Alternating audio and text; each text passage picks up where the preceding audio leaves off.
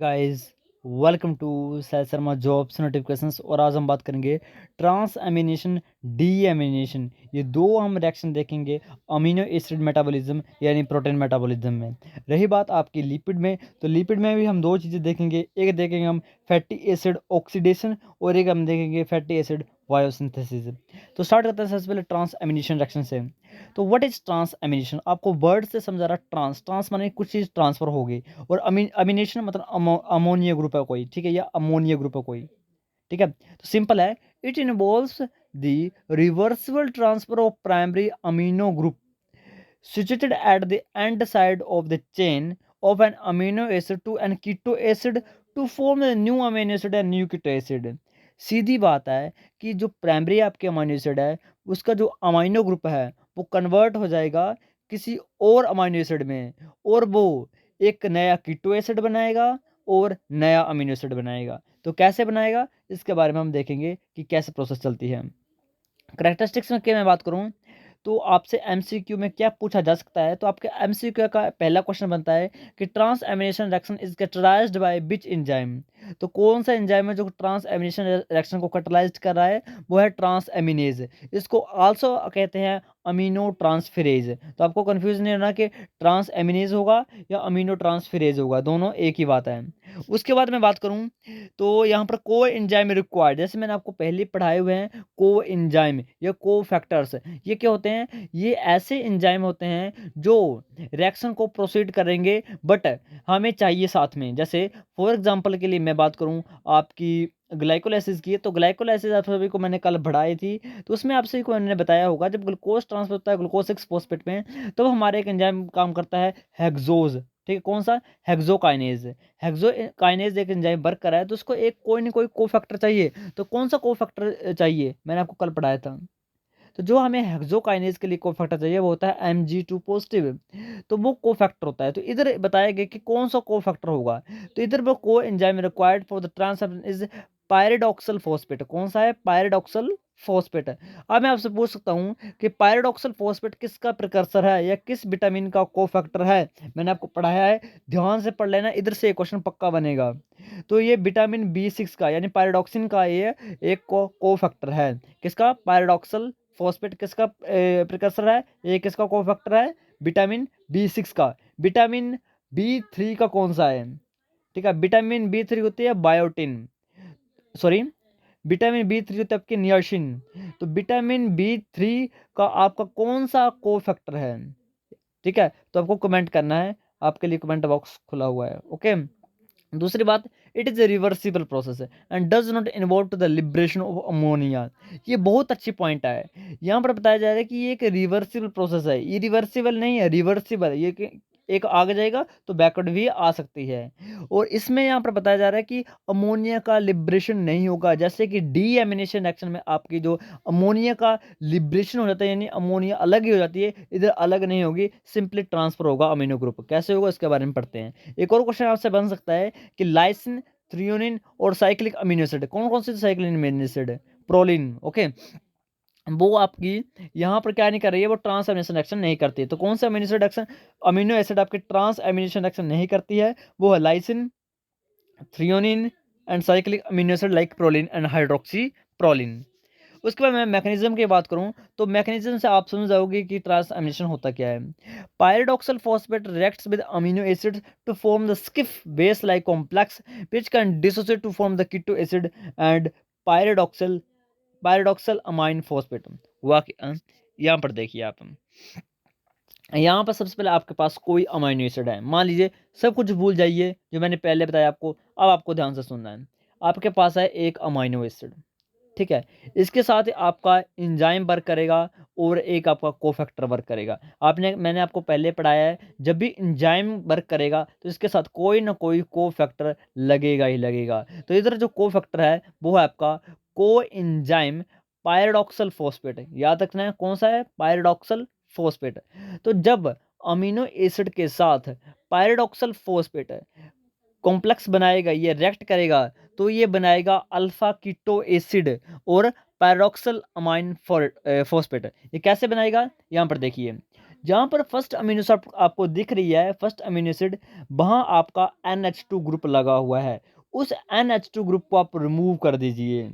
उसकी जगह आप अटैच करवाइए double bond O। Double bond O कहाँ से आया है? ये आया आपका पैराडॉक्सल फॉस्फेट से। सिंपली मैं कह रहा हूँ कि आपको NH3 रिमूव करना है। ओके, ट्रांसफ़र बोलना है, रिमूव वर्ड में यूज़ नहीं करूँगा, इधर मैं वर्ड यूज़ करूँगा ट्रांसफ़र। तो आपको NH3 ट्रांसफ़र करना है। NH3 कैसे करोगे? NH2 तो साथ में लगा हुआ है और H आपका C के साथ जुड़ा हुआ है, उस H को भी रिमूव कर दीजिए, ये ट्रांसफ़र कर दीजिए।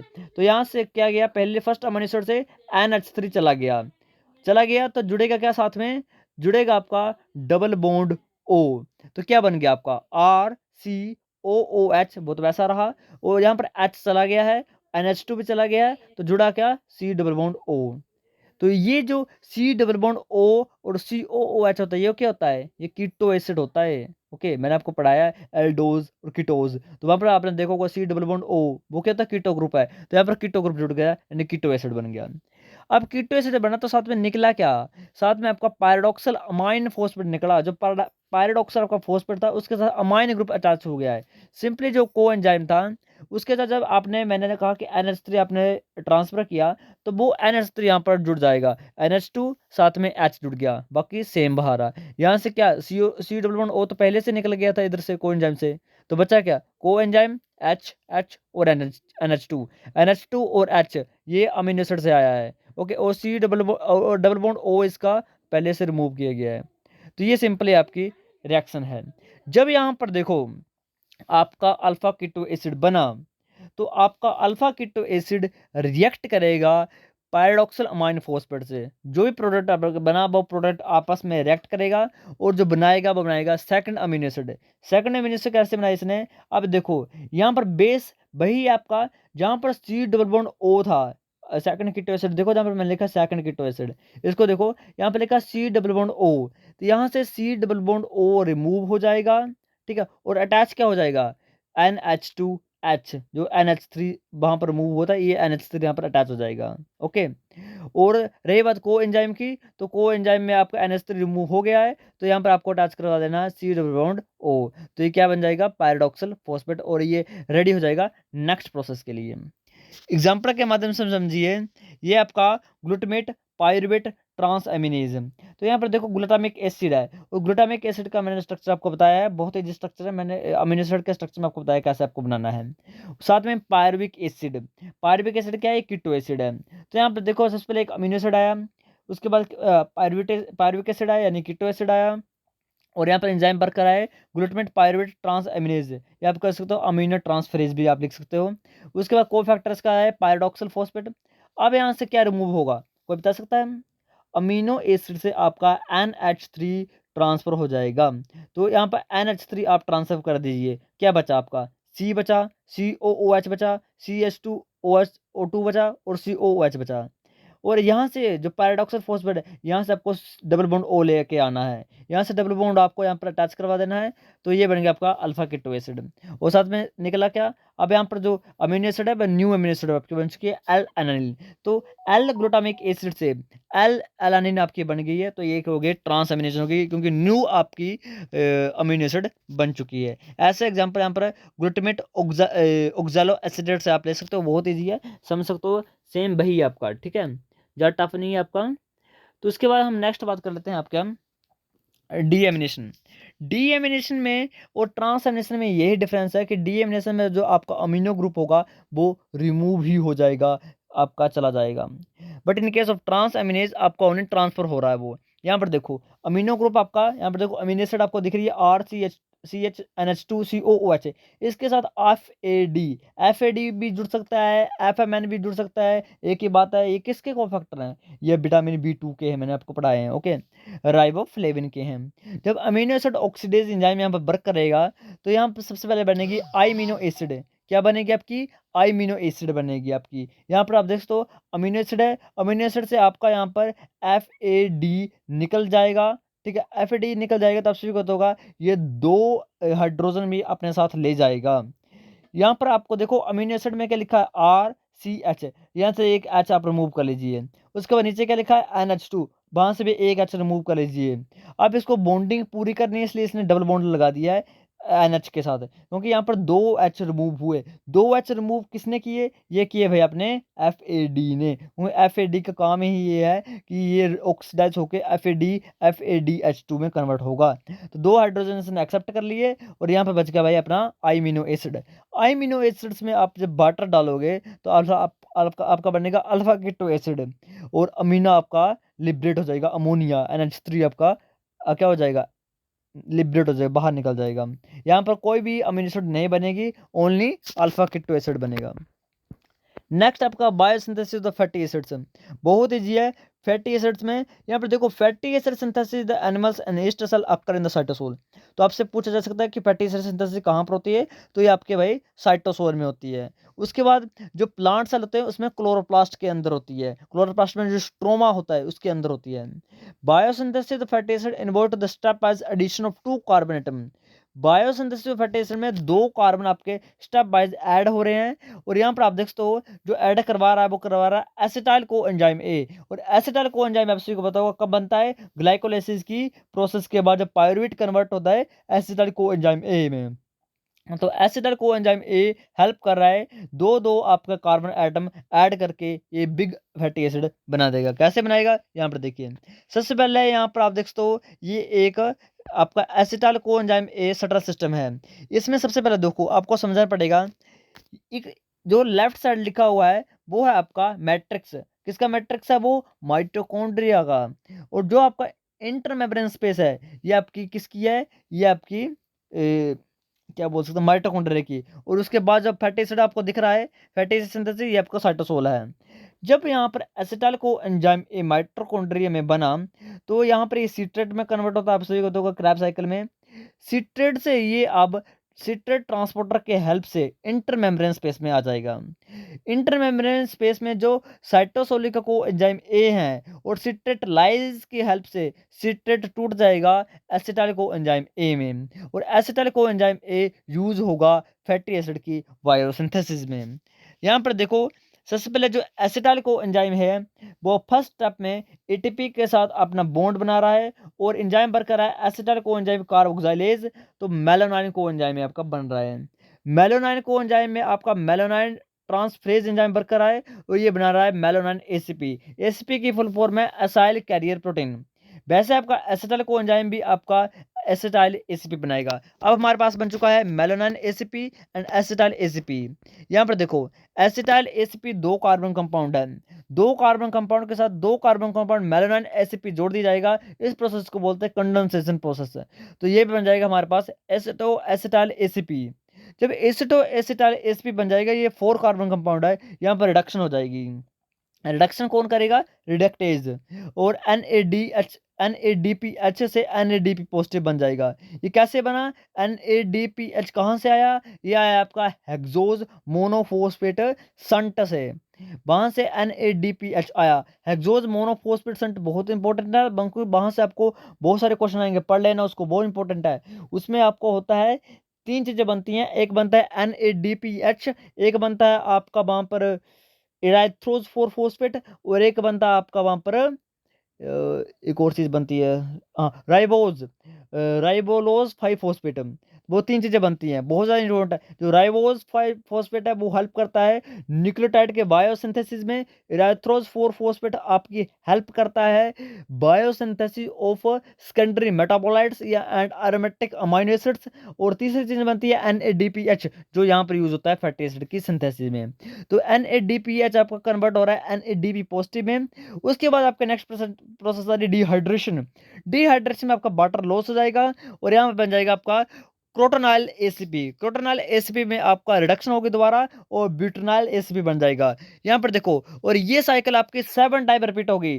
तो आपसे MCQ क्वेश्चन में पूछा जा सकता है कि फैटी एसिड बायोसिंथेसिस में कितनी बार साइकिल रिपीट होती है? तो 7 टाइम साइकिल रिपीट होती है। अब क्यों हो रही है? क्योंकि आप सभी को पता होगा बायोसिंथेसिस होती है पालमिटिक एसिड की, और पालमिटिक एसिड होता है आपका 16 कार्बन कंपाउंड। तो 16 कार्बन कंपाउंड है और लगातार हर एक में 2-2 कार्बन बन रहे हैं, तो 7 दूनी 14, और 2 कार्बन आपसे पहले आपके पास हो गए 16। तो 16 पालमिटिक एसिड बनाएगा एंड में, ठीक है। उसके बाद फैटी एसिड ऑक्सीडेशन, ऑक्सीडेशन होते हैं break down of fatty acid. तो ब्रेक डाउन में आपके 3 टाइप के होते हैं, एक होते हैं अल्फा, एक बीटा, एक ओमेगा। तो यहाँ पर ओनली हम डिस्कस करेंगे बीटा ऑक्सीडेशन की, क्योंकि अल्फा होता है आपका पर ऑक्सीजोम में, बीटा आपकी होती है माइटोकॉन्ड्रिया एंड पेरोक्सिसोम में, और ओमेगा होती है आपकी एंडोप्लाज्मिक रेटिकुलम में। तो याद रखना इंपॉर्टेंट है। मैं माइटोकॉन्ड्रिया बीटा ऑक्सीडेशन की बात करूं तो ये सबसे पहले होती है माइटोकॉन्ड्रिया के मैट्रिक्स में। होता क्या है, each fatty acid is activated react with ATP and COA. पहले क्या होता है, जो फैटी एसिड हमारे साइटोसोल में बना, आप सभी को पता होगा फैटी एसिड बनता है साइटोसोल में, अब ये जाएगा माइटोकॉन्ड्रिया में डिग्रेडेशन होने के लिए। तो फैटी एसिड आपका बन गया, तो इसके साथ कोएंजाइम ए रिएक्ट करेगा, क्योंकि इसको एक्टिवेट करेगा, हेल्प करेगा एसाइल कोएंजाइम ए लाइगेज, और बन जाएगा हमारे पास फैटी एसाइल कोएंजाइम ए। अब fatty acyl coenzyme A mitochondria में नहीं घुस सकता है, उसको बहुत बड़ा होता है, इसलिए वो इंटर मेम्ब्रेन की, जो आप सभी को तो माइटोकॉन्ड्रिया की एक इंटर मेम्ब्रेन होती है, उसको क्रॉस नहीं कर पाता है, क्योंकि बहुत बड़ा है फैटी एसाइल कोएंजाइम में। तो एक कार्निटाइन शटल सिस्टम यूज होता है। तो कार्निटाइन शटल सिस्टम में क्या होता है आपका, एक कार्निटाइन एक प्रोटीन है, या हम बोल सकते हैं एक आपका क्या बोलते हैं कैरियर है। तो यहाँ पर कार्निटाइन आपका फैटी एसाइल कोएंजाइम के साथ रिएक्ट करेगा, हेल्प करेगा एंजाइम कार्निटाइन एसाइल ट्रांसफरेज बन, और बना देगा भाई fatty acyl carnitine. Fatty acyl carnitine जल जाएगा अंदर मैट्रिक्स में माइटोकॉन्ड्रिया के। तो फैटी एसिड ऑक्सीडेशन कहाँ होती है, माइटोकॉन्ड्रिया के मैट्रिक्स में। फैटी एसिड की सिंथेसिस कहाँ होती है, साइटोसोल में। तो साइटोसोल से फैटी एसाइल कार्निटाइन अंदर चला गया, अंदर फैटी एसाइल कार्निटाइन, जो कार्निटाइन अलग हो जाएगा, फैटी एसाइल आ जाएगा अंदर, और अंदर आ गया तो उसकी डिग्रेडेशन होगी। डिग्रेडेशन कैसे होगी, पहला स्टेप आएगा ऑक्सीडेशन। जो फैटी एसाइल को एंजाइम ए आया, इसमें एंजाइम वर्क करेगा एसाइल को एंजाइम डिहाइड्रोजनेज, और बना देगा अल्फा बीटा एनोइल को एंजाइम ए। इधर क्या निकला, इधर आपका निकला FADH2। ये अभी मैं पूछूंगा आपसे, जब आपको मैं इंपॉर्टेंट क्वेश्चन पूछूंगा आपसे, तो FADH2 ओके। हाइड्रोलिसिस हुई, अल्फा बीटा एनोइल कोएंजाइम कन्वर्ट होगा 3 हाइड्रोक्सी एसाइल कोएंजाइम में। ऑक्सीडेशन हुई, 3 हाइड्रोक्सी एसाइल कोएंजाइम आया, NAD पॉजिटिव से NADH निकला, और बीटा कीटोसाइल कोएंजाइम है। ये खुद पढ़ लेना, मैं क्या पढ़ा सकता हूँ, ये तो आपका होगा, ये तो भाई रट्टो इसको किसी भी साल पे। इंपॉर्टेंट क्वेश्चन पूछूंगा आपसे बस मैं। यहाँ पे सबसे पहले क्या निकला, FADH2। नीचे क्या निकला है, NADH ओके। और यहाँ पर निकला एसाइल कोएंजाइम ए और एसिटाइल कोएंजाइम ए। अब मैं आपसे पूछूंगा, इंपॉर्टेंट क्वेश्चन है, और वो आपको MC एंट्रेंस में आ जाएगा। Repetition of this cycle is palmitic acid even number of carbon eventually yield 8 molecules of acetyl coenzyme A. ये याद रखना, फैटी एसिड के ऑक्सीडेशन में 8 एसिटाइल कोएंजाइम बनेंगे। कितने बनेंगे, 8 एसिटाइल कोएंजाइम ए बनेंगे। अब मैं आपसे पूछ सकता हूं कि जो 8 एसिटाइल कोएंजाइम है, ये कहाँ जाएंगे, कोई बच्चा सोच सकता है दिमाग में कहाँ जाएंगे। जो यहाँ पर 8 एसिटाइल को एंजाइम ए आए, ये चले जाएंगे क्रैब साइकिल में। आप सभी को पता होगा क्रैब साइकिल इंपॉर्टेंट है, जहां पर एसिटाइल को एंजाइम में घूम घूम के क्या बना रहा है, ATP बना रहा है। क्या बना रहा है, ATP बना रहा है, एनर्जी प्रोड्यूस कर रहा है भाई। ओके, तो यहाँ पर देखो 8 एसिटाइल को एंजाइम आए, TC साइकिल में घुसे, एक एसिटाइल को एंजाइम में कितने बनाता है ATP फैटी वहां पर क्रैब साइकिल में। एक एसिटाइल को एंजाइम ए कितने ATP बनाता है, बहुत इंपॉर्टेंट है, मैंने कल आपको पढ़ाया है। तो आपको बता दूं, एक acetyl co enzyme A 12 ATP बनाता है। ओके, तो यहाँ पर कितने बने हैं, 8 एसिटाइल को एंजाइम बने हैं, यानी 12 इंटू 8 इज इक्वल टू 96। तो अच्छा तो 96 आपके यहाँ पर क्या बन गए हैं, आपके पास क्या बोलते हैं इसको, ATP बन चुके हैं। हाँ, 96 आपके पास ATP बन चुके हैं। ओके, और दूसरी बात रही अब आपकी FADH2 और NADH की।